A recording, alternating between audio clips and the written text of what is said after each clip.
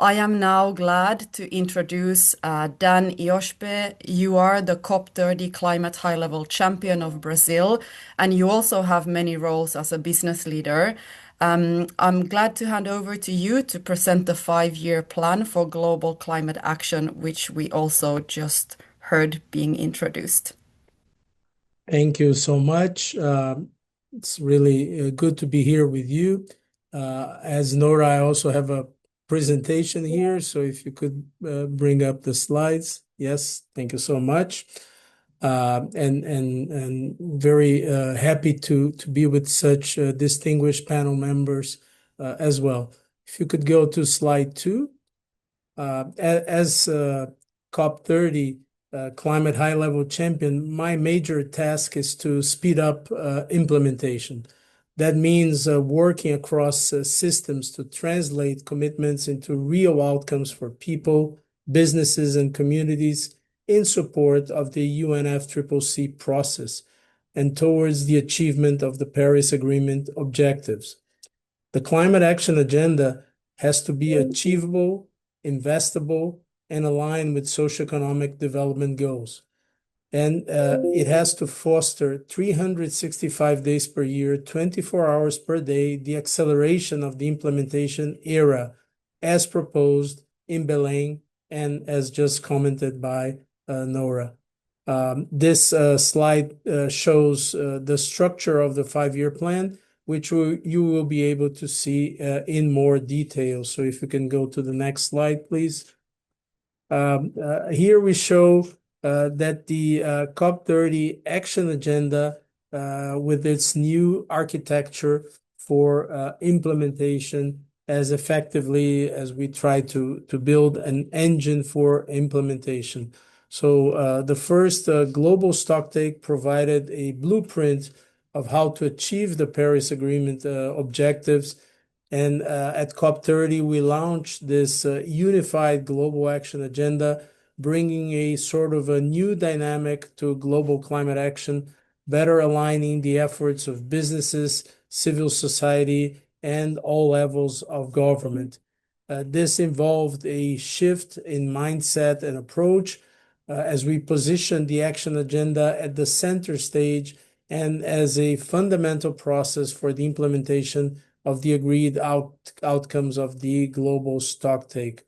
If you could go to slide 5.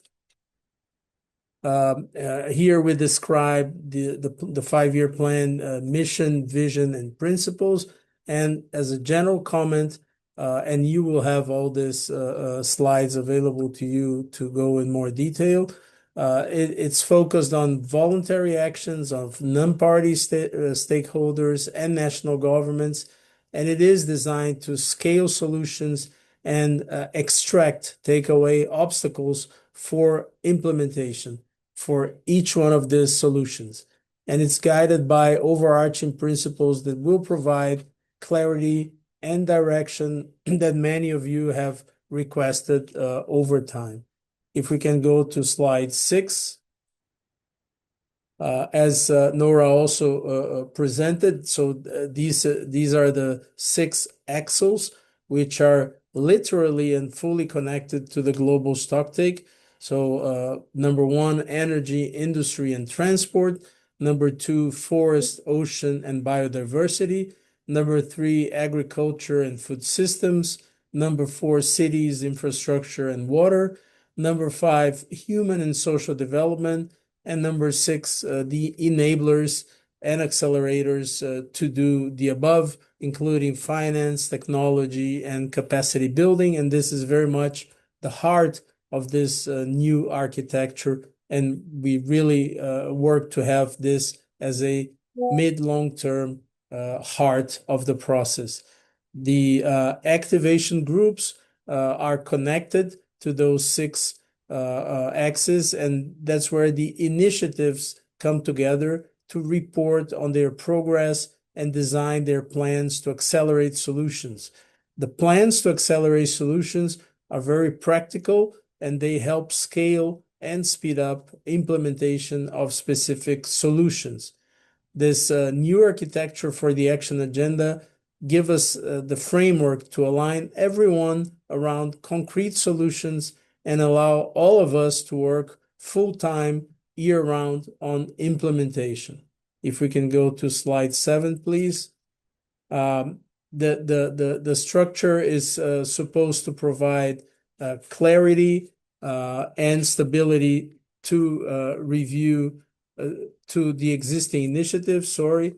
And we will have an annual cycle that alongside the convening initiatives, the report on implementation with the showcasing on progress and scale of solutions include a moment for review. I think we can go to the next slide, please.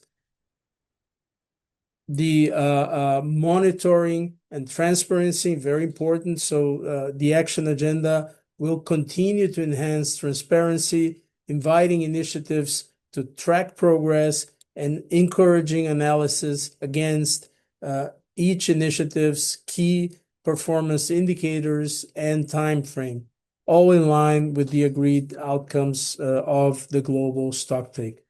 Slide 9, please. COP30 effectively marked a moment in our collective climate efforts with this very strong focus on delivering results through implementation. And this effort represents the work of all of you. As you can see in some of these numbers, we have 482 initiatives that join our activation groups of around 700 initiatives that exist. They are listed around the world. And those are the coalitions of partners all working toward the same goal in their sectors. We had 471 outcomes shared. We had 684 successful case studies and 571 banks of solutions, all of them shared on the Granary of Solutions, which is our evolving showcase of climate solutions that show what scalable implementation looks like. And closer to my heart, 117 concrete delivery plans known as plans to accelerate solution, which have been showcased for the first time in Belém, and is where we are really extracting roadblocks to implement at speed and scale effective solutions. If we can go to slide 10, this is just showing the picture of our outcomes report, which you can access at any time. Let's go to slide 11. Very important here, business leadership was effectively at the front and center of this COP30 action agenda and its outcomes. This is evident in nearly 200 business initiatives out of those more than 400 initiatives, representing thousands of businesses already involved, with most plans to accelerate solutions relying effectively on private sector innovation and implementation. Just to share some examples with you, UNESA, the Utilities for Net Zero Alliance members, they shown a pipeline of investments of $1 trillion in new renewables, grids, and storage from here to 2030. So for this next 5 years. Also on the regenerative landscapes, we had more than 40 organizations reporting over $9 billion in committed investment, covering more than 210 million hectares of land and reaching 12 million farmers by 2030. And globally, we had $140 billion in finance for sustainable industrial projects in nearing final investment decisions, and 1,000 commercial scale plants now planned or operational. This is demonstrating that the real economy is embracing sustainable industrialization as well. The new 5-year plan for the Global Climate Action Agenda builds on that momentum, providing focus, consistency, and a clear rhythm of delivery to 2030 nonstop. If we go to the next slide, and final slide, please. I would really like to thank you and encourage each of you to engage and collaborate. We need your support to scale these solutions across regions and ensure that they continue to translate into measurable results on the ground as we move into this next cycle of 2026 with many events and getting towards year end to Turkey for COP31. The task for all of us is to keep that focus on implementation, 365 per day, days per year, sorry, 24 hours per day to showcase relevant projects, investments, and partnerships that create effective value and impact. We know what works. Now we need to multiply it. Thank you so much.